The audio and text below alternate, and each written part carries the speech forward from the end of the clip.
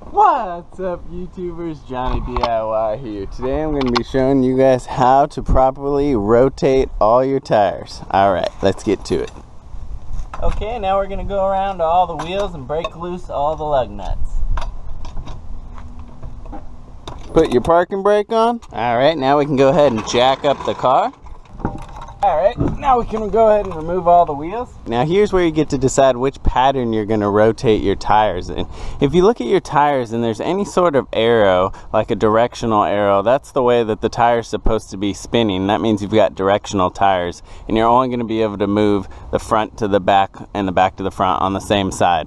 But a safe way to rotate your tires is always either front to back and back to front on the same side, or crisscross, as in front right to back left and front left to back right. Also, if you've got a full-size spare that matches, you could throw that one in to rotate, so they'll all wear evenly. But I like to do a safe crisscross pattern.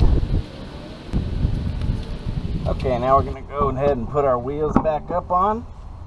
You're going to want to rotate your tires every 6,000 to 8,000 miles. If you've got a newer car, just go ahead and make sure you get your tires rotated about every oil change.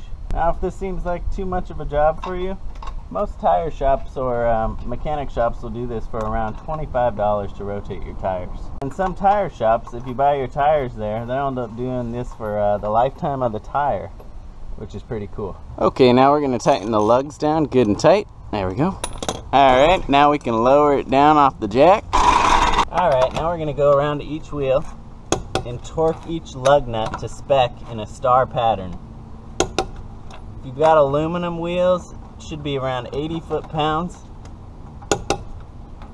And if you've got steel wheels, it'll be about 100 to 150 foot-pounds. Alright, there we go.